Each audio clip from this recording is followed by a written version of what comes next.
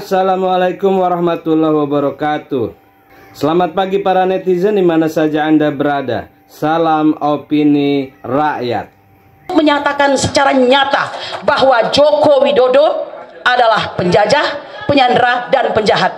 Bahwa PDIP terus terang saja menyesal telah 2 periode menjadi kuda tunggangannya. Betul! Merdeka! Jadi saya nyatakan di sini bahwa Anies Baswedan kriminalisasi itu perintah dari Presiden Jokowi. Peristiwa 10 November ribuan orang meninggal mengalahkan yang namanya bala tentara sekutu pemenang perang dunia kedua. Mosok saya hanya menghadapi ancaman aja takut, saya bongkar. Itu yang kita lakukan. Jadi saya nyatakan di sini bahwa Anies Baswedan kriminalisasi itu perintah dari Presiden Jokowi. Anda sadar betul menyampaikan semua ini? Oh, saya sangat sadar. Saya menyongsong badai. Itu Partai Coklat yang bermain sama dengan di Jakarta, di Jawa Timur, di Sumatera Utara. Itu Partai Coklat itu super powerful. Karena mereka punya agenda-agenda politik terhadap apa?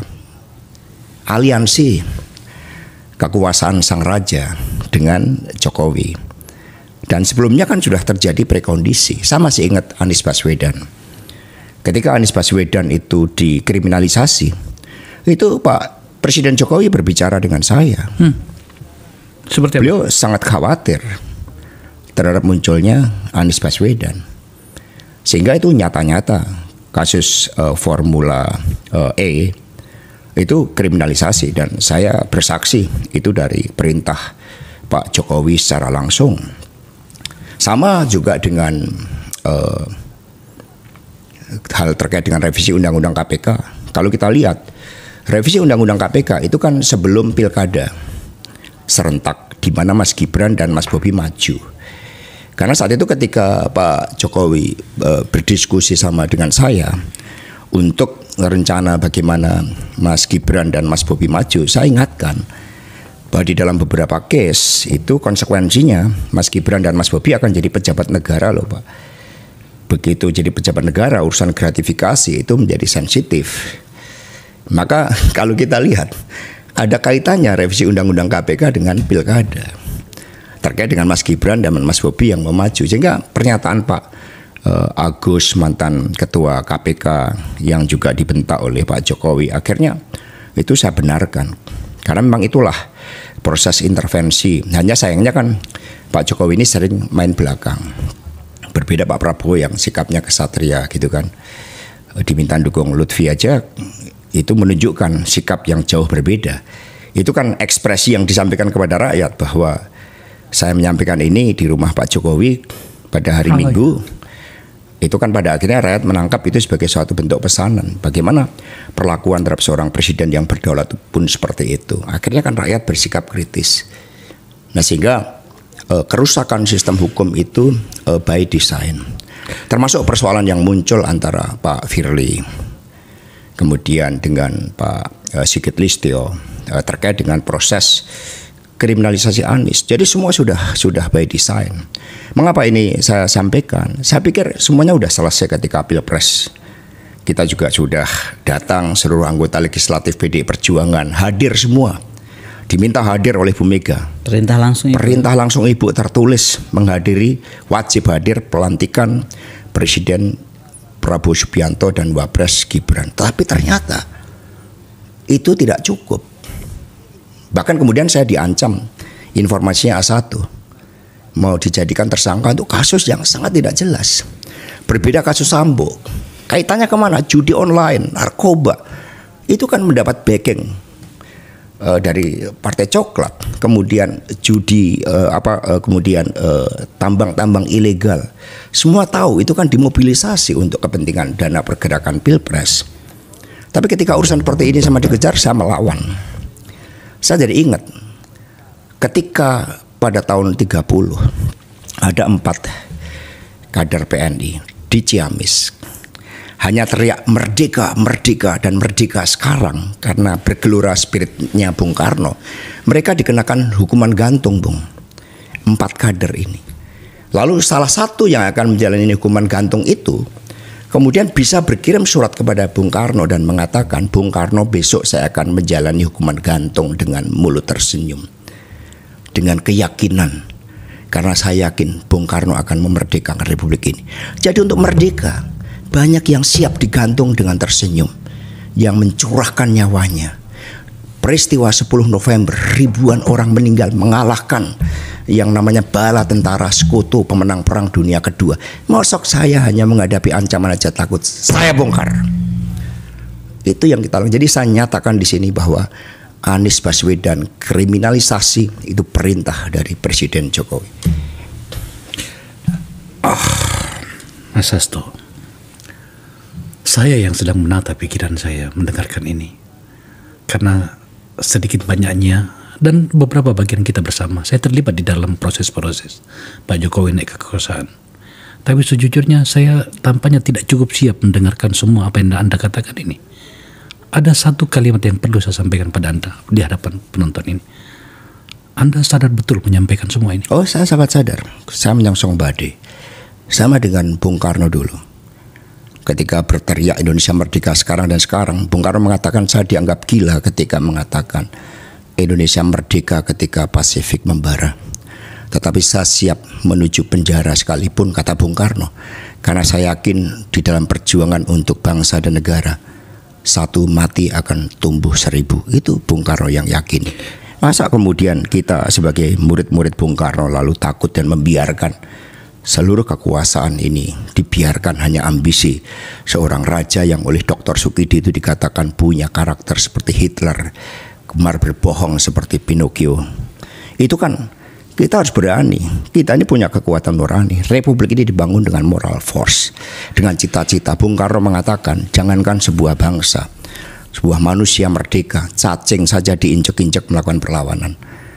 Oke, kalau saya dinyatakan bersalah atas proses-proses itu, tapi pengadilan sudah membuktikan ini begitu banyak puluhan juta seperti Harun Masiku.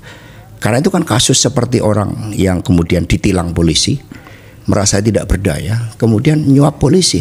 Polisinya juga minta, sama-sama di situ. Padahal Harun Masiku saat itu dia punya kedudukan hukum yang kuat berdasarkan keputusan MA untuk dilantik. Dan keputusan pengadilan nggak ada kaitannya dengan saya, tidak ada dana dari saya.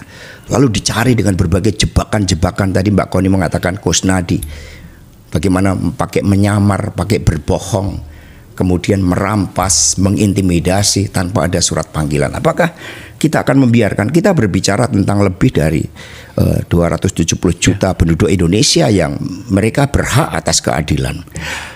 Jokowi adalah penyandera, penjahat, dan penjajah. Kita paham semua menteri dan aparat tunduk kepadanya.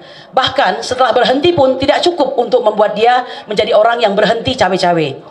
Nah, saya ingin mengatakan ada setidaknya 3 yang saya catat yang berjuang pada hari ini. Satu diantaranya Tom Lembong, ya, dia sudah berhasil melepaskan dirinya dengan mengatakan bahwa impor itu sepengetahuan dan petunjuk dari Jokowi. Kedua, manusia merdeka yang bernama Said Didu, yang jelas-jelas ingin memperjuangkan bangsanya, tapi dia justru dilaporkan oleh Ketua Abdesi Desa Blimbing. Kemudian yang ketiga tentu saja dari partainya Bang Deddy, yaitu Mas Hasto, Sekjen PDIP, yang mungkin terinspirasi dari manusia merdeka. Sebelumnya saya ingin mengatakan, saya sebenarnya marah banget sama Bang Deddy Sitorus itu. Cuma alhamdulillah ya, ada perubahan, jadi saya melihatnya agak ganteng dikit begitu. Nah, cuma saya ingin menyampaikan begini Bang Deddy, untuk bisa melebur sebagai bangsa, bagi kami, siapapun musuh Mulyono itu, siapapun juga yang memusuhi Mulyono adalah kawan kami, ya. Kalau PDIP sudah masuk dalam perjuangan, tanda barang itu akan segera kelar begitu ya. Itu harapan kami. Cuma mohon maaf, saya harus jujur ya, karena kita ini orang-orang yang insya Allah baik ya, karena ini cuma jalannya untuk melebur itu. Ada perbedaan katakanlah prinsip di antara kita, tapi hari ini siapa sangka kita bersatu. Saya ingin mengatakan begini ya, kepada ibunda kami yang tercinta, Ibu Megawati, masalah ini sebenarnya nggak sulit-sulit amat itu. Gampang. Bagaimana caranya? Ada kejujuran dari pihak Megawati yang dalam hal ini PDIP untuk menyatakan secara nyata bahwa Joko Widodo adalah penjajah, penyandera, dan penjahat. Bahwa PDIP terus terang saja menyesal telah 2 periode menjadi kuda tunggangannya. Betul! Merdeka! Ya, saya kira begitu, itu harus ada. Karena kalau tidak ada, nggak bisa. Sedangkan selama ini yang kami lihat, ya mohon maaf, masih omon-omon nih ya posisinya itu. Ya, sabar. Ya, jadi masih omon-omon. Kalau kita bicara agak serius, masih di tataran ini aja nih. Jadi jangan begitu. Seperti kata Pak Nasir lagi, bahwa jangan mengira kita sudah berada di tepi pantai. Justru kita ini masih di tengah arus, ya. Sedikit lagi, Pak. Namanya siapa, Bu? Kurnia, Pak. Kurnia. Satu lagi, Pak. Bang Deddy, kami sudah memulai, ya. Kami tidak suka dengan pemberian negara kepada Jokowi yang hampir 100 miliar dengan tidak dibantu oleh siapapun, dengan biaya sendiri. Kami bersama Aliansi Rakyat Menggugat, Aliansi Solo Bergerak, Aliansi Emak-Emak Lintas Provinsi hadir di Colomadu. Mungkin Anda sudah mengetahui, ya. Ini bukan gagah-gagahan, kami meninggalkan dapur kami apa boleh buat berhadapan dengan para aparat yang ternyata sudah siap sedia di gudang kosong di depan Colomadu, ya. Sudah kami buktikan. Jadi apa yang kami sampaikan ini keresahan hati kami. Menurut kami bisa diatasi asal PDIP jujur maju paling depan untuk menyatakan Jokowi adalah orang yang sudah. Nah, berani apa enggak? Saya kira gitu aja, ya. Pak, tambahan, Pak. Ibu Bivitri, sebentar. Untuk Ibu Bivitri, kemudian Bang Ferry Hamsari, ini adalah orang-orang yang menjadi di muka hari ini karena mereka bicara hukum. Satu-satunya untuk mengadili Jokowi hanya lewat jalur hukum. Jokowi yang sudah kami lakukan adalah mengenai pemalsuan dokumen, kemudian pemalsuan informasi dalam akta autentik pasal 263 dan 266. Lalu bagaimana dengan si Fufafa ini, si anak tengil ini? Banyak, Pak, penodaan agama, kemudian pornografi, ya, dan yang ketiga perbuatan tidak menyenangkan dan sebagainya. Banyak pintu masuknya. Kami menunggu Bang Ferry Hamsari, Ibu Bivitri Susanti, Bang Refli Harun, ada nggak ya? Bang Refli Harun, semuanya. Kalau kita bersatu, oh ya, satu lagi yang paling keren nih, Bang Abraham Samad, ya. Mohon kalau perlu, Pak, jumpai dong Pak Jokowi, Pak Prabowo. Tolong disampaikan, disadarkan supaya nggak kena sirep begitu. Demikian. Assalamualaikum warahmatullahi wabarakatuh. Merdeka! Silakan.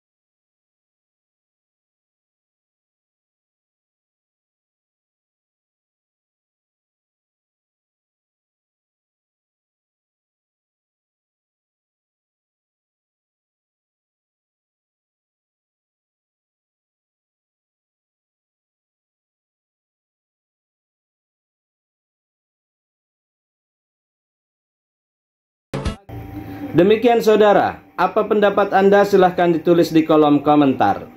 Terima kasih telah menyaksikan video ini sampai selesai. Salam hormat. Wassalamualaikum warahmatullahi wabarakatuh.